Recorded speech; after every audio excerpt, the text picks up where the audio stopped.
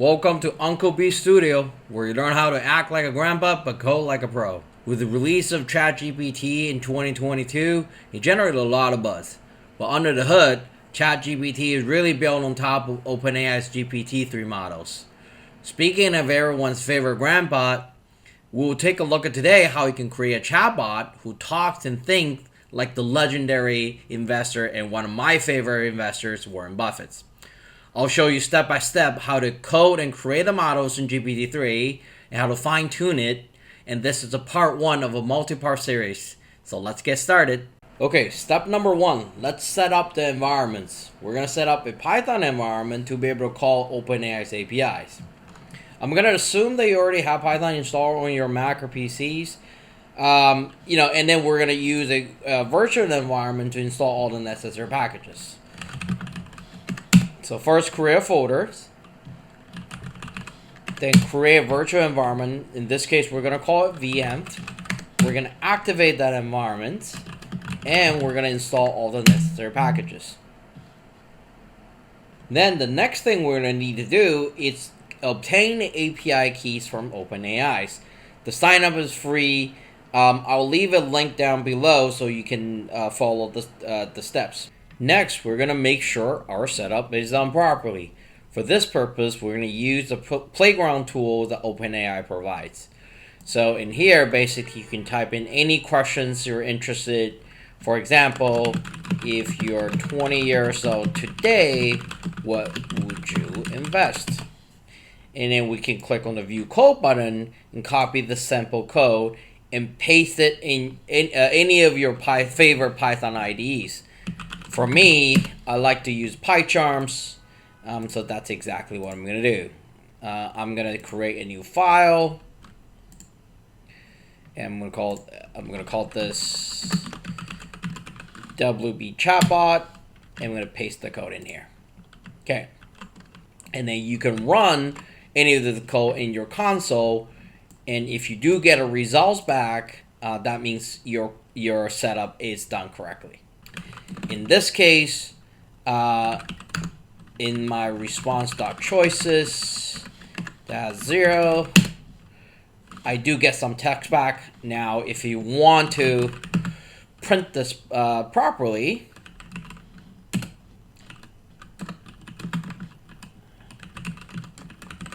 you can create a printer with an indent, and then print out the results.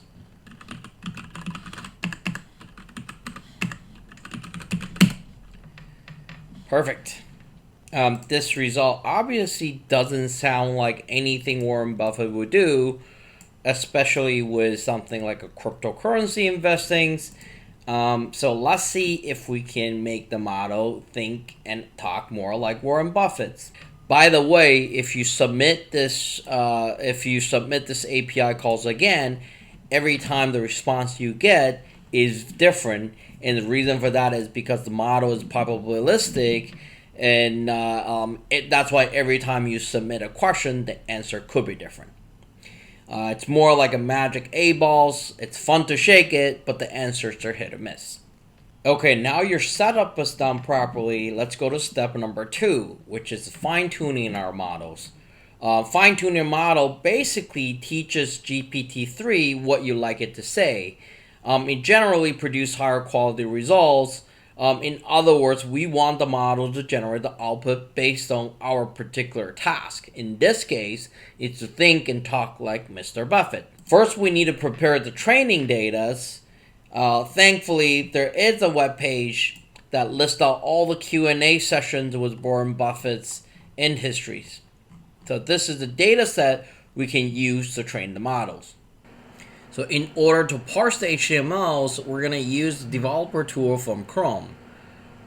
So basically, if you take a look at the HTML structure, you would notice that all the questions are tagged with the H3, which is the header tag from HTMLs.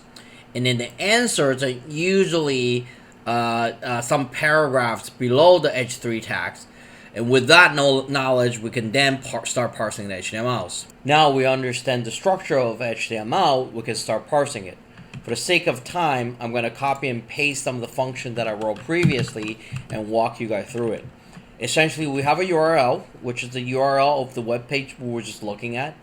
We use the request library to get the content of the URLs. And then we're going to use Beautiful Soup for parse that content. First, we'll find all the questions, and we know the questions are tagged with the h3 tag in HTML. So we will find all the h3 tags within the page, and for each one of them, we're going to append the answers, which is the subsequent paragraph tags, and concatenate them as a single string. Now, our stop condition will be, well, if the next element is empty, or the next element says that it's a source element, then we know that's the end of the answers. And if you run these functions,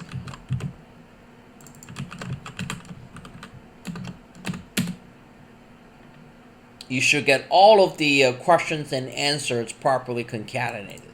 There could be some formatting issues, but we can deal with them later. Next, we're going to save the training data set into a format that OpenAI CLI can actually take.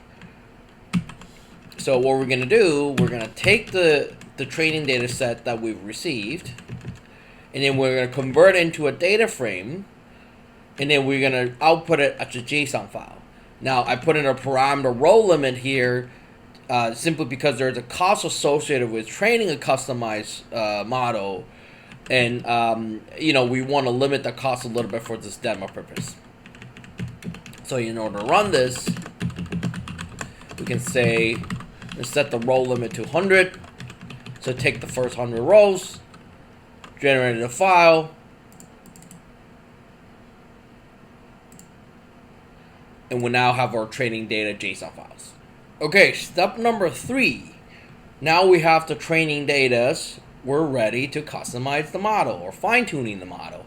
First, what we're going to do is we're going to make sure that the formatting of the JSON file is done correctly. So we're going to use a OpenAI tools for this. It's called prepare data. We're going to put our JSON file as one of the parameters. Training data.json. And we're going to set the defaults. And we can see there's a formatted version of the JSON file. Next, we're going to create a fine-tuning of an existing model, and the model we're going to choose is the DaVinci model. There's several of them OpenAI provides, but DaVinci is the most capable models that OpenAI has. So what we're going to do is we're going to do OpenAI, and then API fine-tune create-t, pass in our training data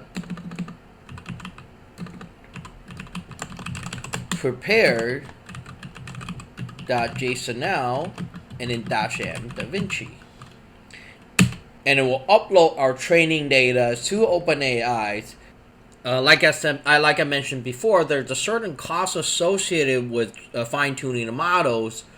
But if you get a status message of job completion, then now you have your fine-tuned model using the custom training data set that we parse from the webpage.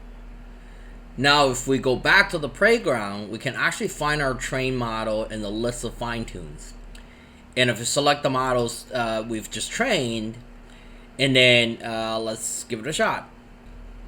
Now you can see the answers are a lot more like what Warren Buffett would have said, although in this case, Charlie Munger actually make an appearance in the answers. And this is because the data we're trained with have answers from Charlie Mungers as well.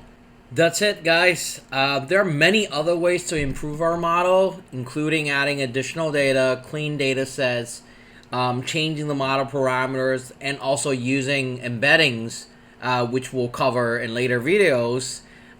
If you like this video, please like and subscribe, and I'll see you soon.